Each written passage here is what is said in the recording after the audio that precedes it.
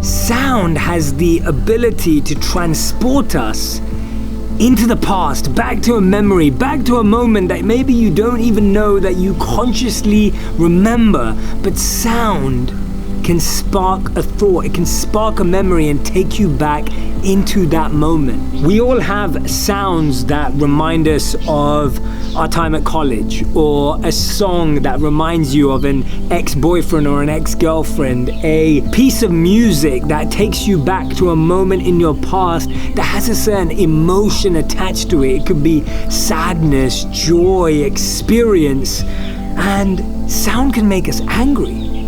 It can make us aggravated, it can make us aggressive, it can make us feel like we're not even ourselves anymore. It can sometimes even force us to do things that we wouldn't usually do. What I want you to think about is, have you sound designed your life? Are you aimlessly meandering through life and just experiencing the sounds that you experience in your town or your city or the suburb that you live in? Or are you consciously, intentionally curating and selecting the sounds that you hear, because the sounds that you hear are defining your emotions, they're deciding your mental state, they're inspiring and uplifting, or they're destroying and dictating what you think about and how you feel. Think about the first sound that you hear in the morning, your alarm clock. Does it make you feel excited and enthusiastic and energized for the day, or does it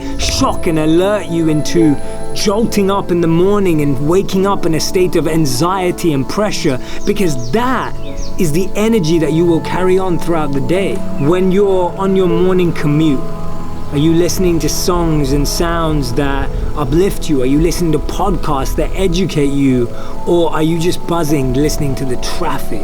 Or are you busy there sitting, listening to your mind about all the pressures and stress that you're going to experience in the office? When you get to work, what's the first sound that you hear? Is it your boss telling you what you haven't done yet? Is it your colleague telling you that someone's competing for the promotion? Is it a song that sets you up? Is it a meditation that you do to get your morning right when you start your work day? And what about when you end up home in the evening?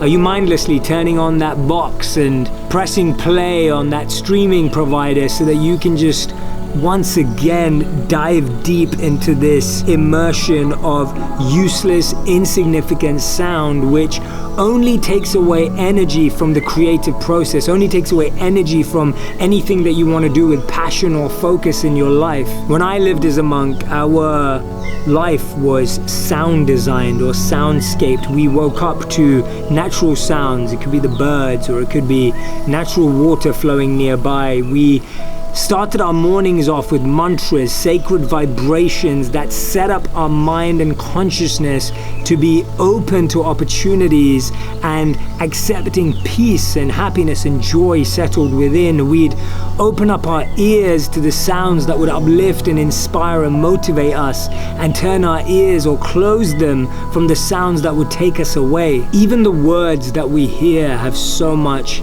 power. They have so much emphasis on how we feel. We all know a negative word like hate or dislike or confrontation or judgment just turn us away. You see your body language closing up and changing when you hear those words, whereas words like happiness and joy, you see your eyes opening, your mouth expanding, your body enhancing. You feel the change in every part of your mind, body, and soul. Sound is the vehicle of our lives.